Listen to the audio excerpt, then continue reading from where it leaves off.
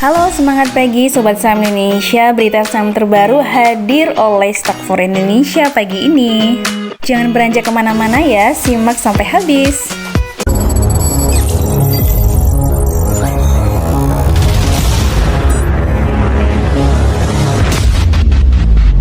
Kita awali dengan berita yang menyenangkan dari Wall Street ya. Wall Street pekan lalu ditutup naik hari Jumat ya. Indeks Dow Jones melonjak 748,97 poin. Makanya naik 2,56% dan S&P juga naik 2,43%, Nasdaq naik 2,34%. Wow, ini luar biasa ya. Dan semoga kenaikan ini menular nih ke IHSG di pekan ini ya, karena pendorongnya sama nih, yaitu keluarnya laporan keuangan ketiga. Dan di Wall Street tuh banyak laporan keuangan dari emiten-emiten yang rata-rata baik ya, ada yang jelek tapi mayoritasnya baik. Semoga di IHSG seperti itu, jadi bisa menopang IHSG. Nah, tapi ini berbeda ya sama bursa Asia. Akhir pekan lalu ini rata-rata nggak happy, hanya dua yang happy, yaitu Shanghai dan IHSG tentunya. Pantesan happy ya, karena IHSG itu pekan lalu manis banget, nah melesat balik ke 7.000. Dan di perdagangan Jumat kemarin, asing net buy 1 triliun lebih, yaitu 1,16 triliun, didominasi saham bank seperti biasanya. Bank apa aja sih? Tentunya ada BMRI ya, kemudian ada BBCA, Telkom, TCPI, dan SMMA. SMMA ini sering sekali, hampir tiap hari masuk ke daftar net buy dan net sell asing. Oke, kita beralih ke komoditi. Nah, pertama nih dari CPO dulu nih. Harga pupuk naik hingga 300%, ini nggak bagus untuk petani sebenarnya ya.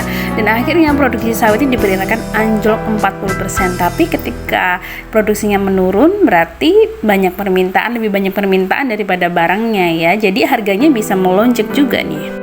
Dan benar saja, juragan sawit Pesta Pora, harga CPO melejit hingga 20%. Angka 20% ini adalah 3 minggu perdagangan ya. Jadi mulai dari awal Oktober sampai dengan hari ini naiknya 20%. Berbanding terbalik dengan harga batu bara yang ternyata rontok. Nah, pesta durian runtuh RI bubar rasanya belum ya. Apalagi ini masih musim dingin, sepertinya masih ada harapan nih harganya naik lagi batu bara. Dan untuk Indonesia malah ekspornya lebih tinggi sekarang ya, ke Eropa terutama. Untuk emas bagaimana? Berpeluang jadi safe haven. Emas bakal berbalik menguat setelah turunnya lumayan sampai memecahkan rekor yang cukup lama. Akhirnya sekarang nih menguat ya. Pagi ini tadi saya lihat udah menguat lagi. Sementara untuk minyak masih tarik menarik, naik turun, tapi naiknya nggak terlalu tinggi, turunnya nggak terlalu dalam. Berikutnya kita bicara mengenai kapitalisasi pasar terbesar ya, dan akhirnya Bank Mandiri menggeser Telkom. Ini dia 10 saham dengan kapitalisasi pasar terbesar di Bursa Efek Indonesia. Masih didominasi oleh bank, ternyata orang Indonesia dan asing sangat menyukai perbankan di Indonesia. Yang pertama masih jawarannya adalah BCA, yang kedua masih tetap BRI, dan yang ketiga ini baru bertukar tempat nih, yang tadinya Telkom sekarang diduduki oleh BMRI. Sementara Telkom bergeser ke posisi 4 dan posisi kelima dari Astra International atau ASI. Posisi ke-6 ada Gotoh, pendatang baru ya, langsung ya menduduki kapitalisasi pasar karena jumlah lembar sahamnya juga banyak banget, terbanyak nomor 1. Yang ke-7 ada Pian, ke-8 ada TPIA, ke-9 ada Unilever, dan terakhir ada BBNI.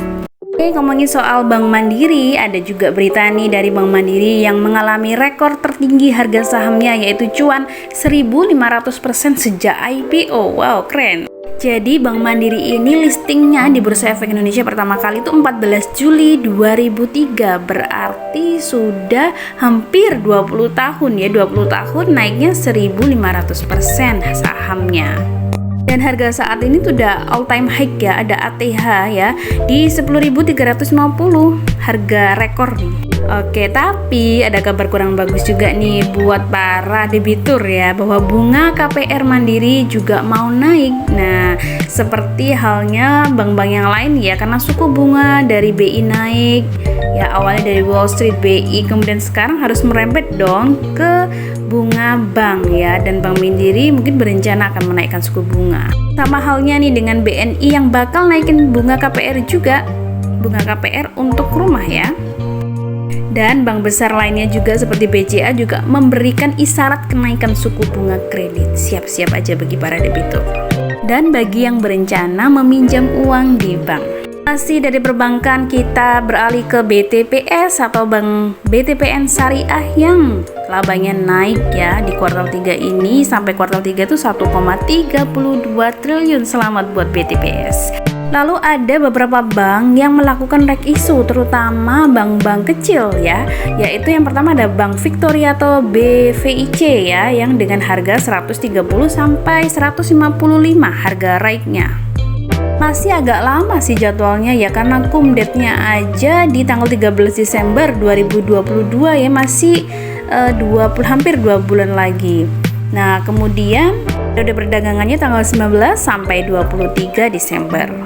Jadi buat teman-teman yang masih hold sahamnya sampai tanggal 13 Desember nanti akan mendapatkan BVICR. Nah, BVICR ini bisa ditebus di harga yang tadi, kemudian bisa juga kalau nggak mau nembus sahamnya maka bisa dijual di pasar tunai di sesi 1 perdagangan.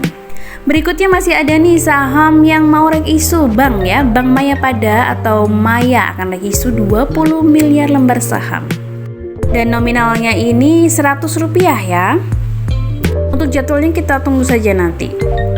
Dan menutup berita dari perbankan ada BSI, kodenya BRIS, ditunjuk jadi bank operasional Kemenkeu. Ini kabar yang bagus bagi para investor, bagi BSI dan para investor yang hold sahamnya.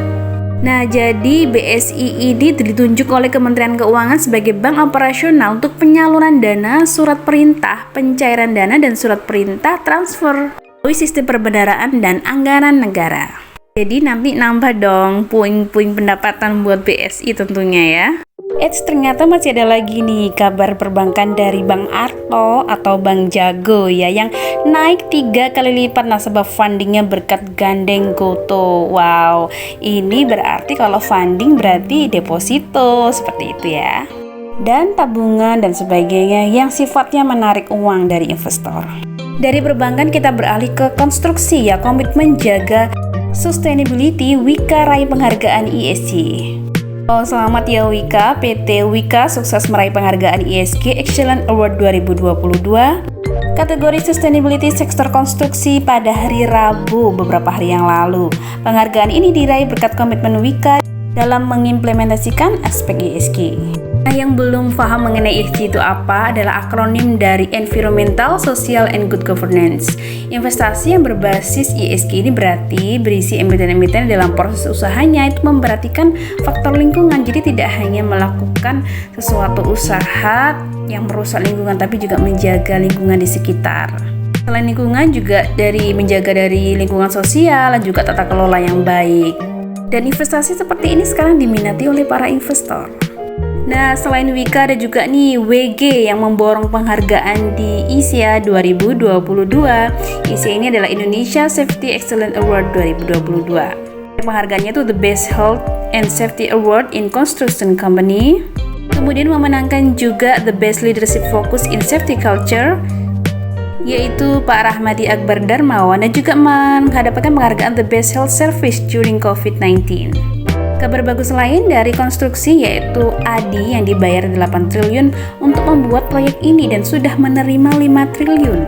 Dan ternyata proyeknya adalah Jalan Tol Sigli Banda Aceh yang akan rampung pada akhir tahun ini. Oke, next kita ke pertambangan. Ya, ada kabar yang lumayan bagus yaitu laba bersih Mitra Bahtera atau MBSS melonjaknya parah nih 178%. Ini pencapaian sampai ke kuartal 3 ya.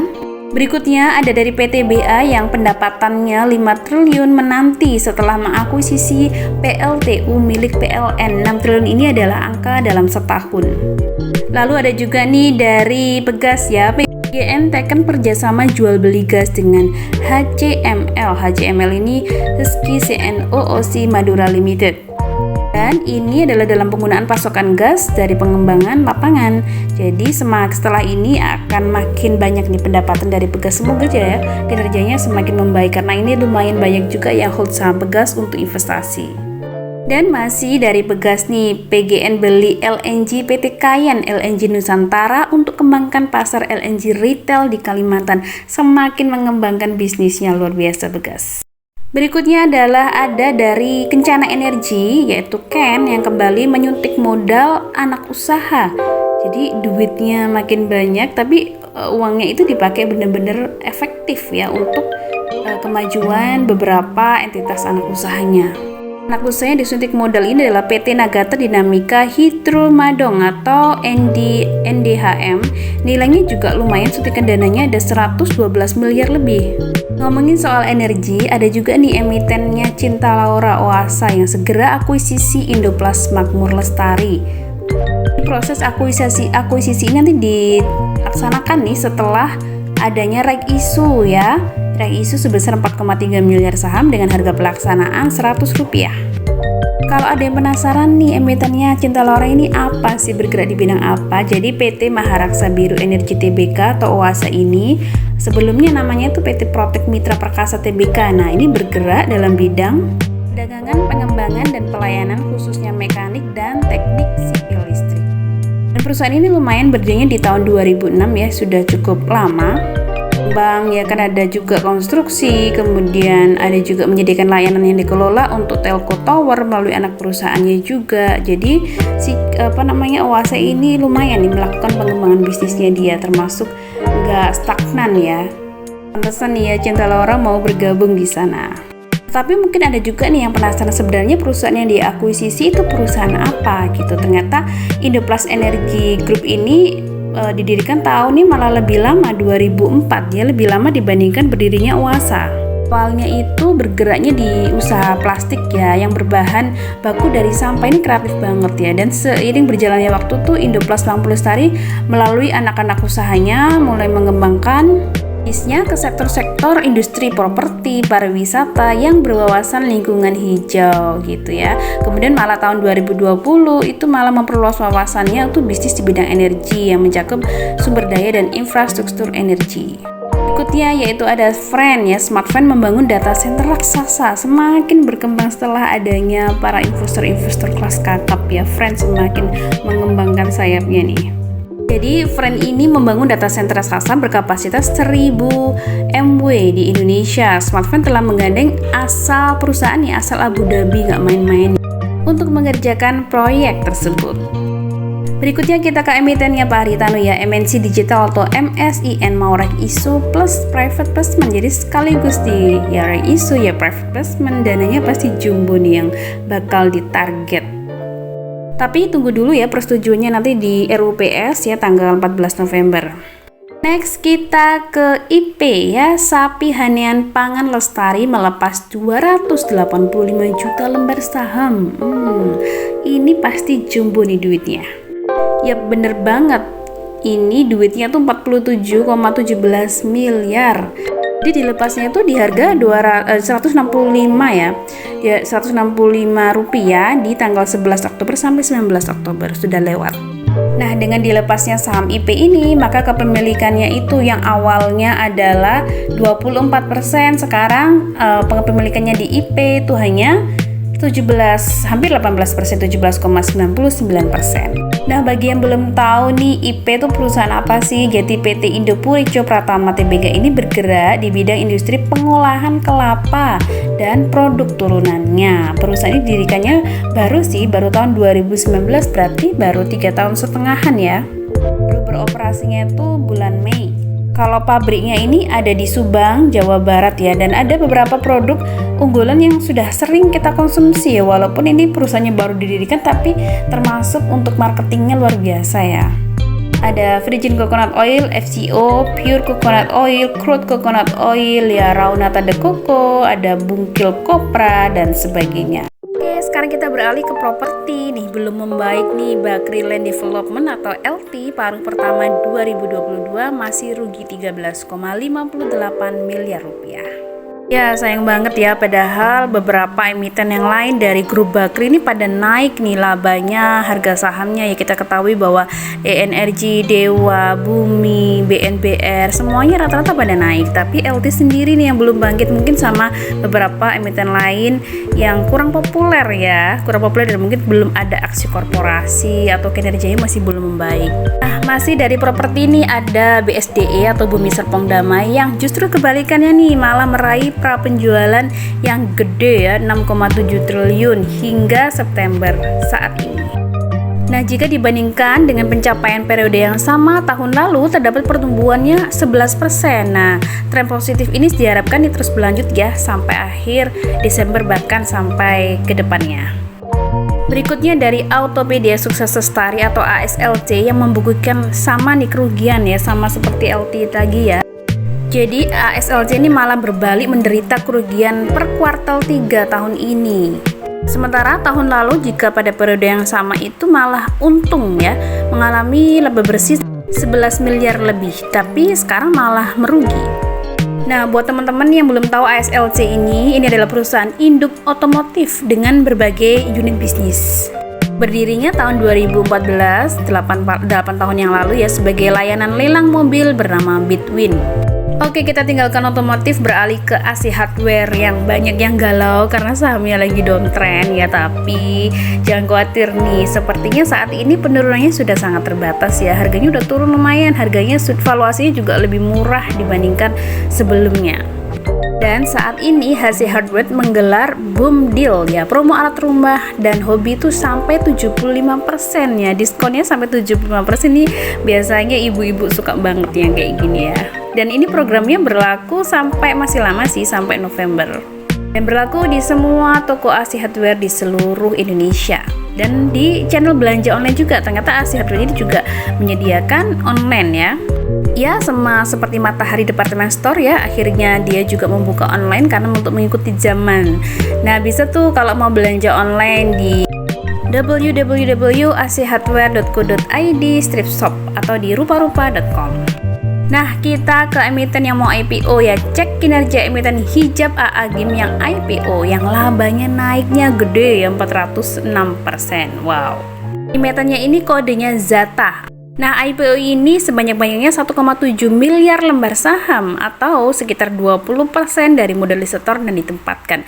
1,7 miliar lumayan banyak ya. Dengan persentase 20% itu lumayan banyak.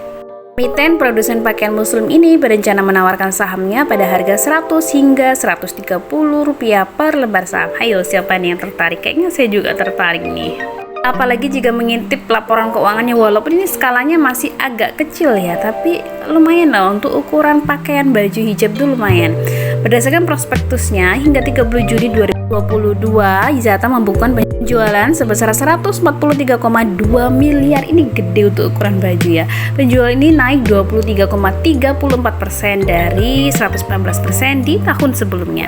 Nah, sementara untuk laba bersihnya ZATA tercatat melonjak tinggi, yakni menjadi 7,6 miliar di 30 Juni dibandingkan dengan 30 Juni tahun lalu itu cuma 1,5 miliar. Nah, ini naiknya gede banget nih, 406,18%.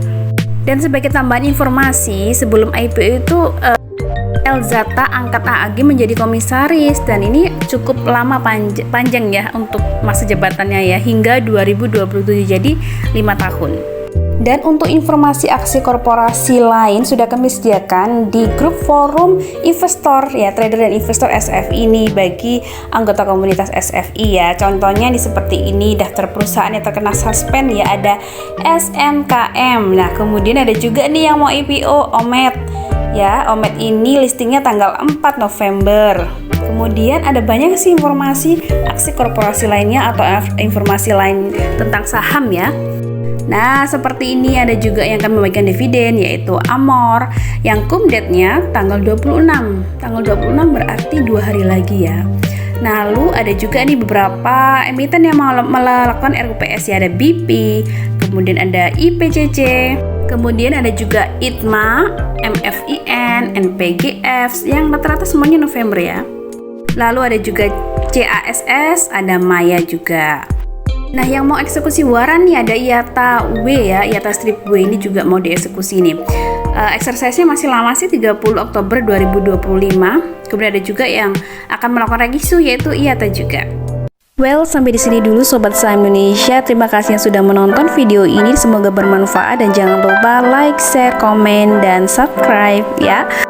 Dan buat siapa aja yang mau belajar saham, saling sharing saham dan saling belajar bersama komunitas kami Stock for Indonesia, bisa menghubungi kami di kolom deskripsi, ada nomor WhatsApp dan Telegram ya. Oke, sampai jumpa, sampai di sini dulu, kita akan ketemu lagi di sesi video berikutnya. Sampai jumpa dan go financial freedom.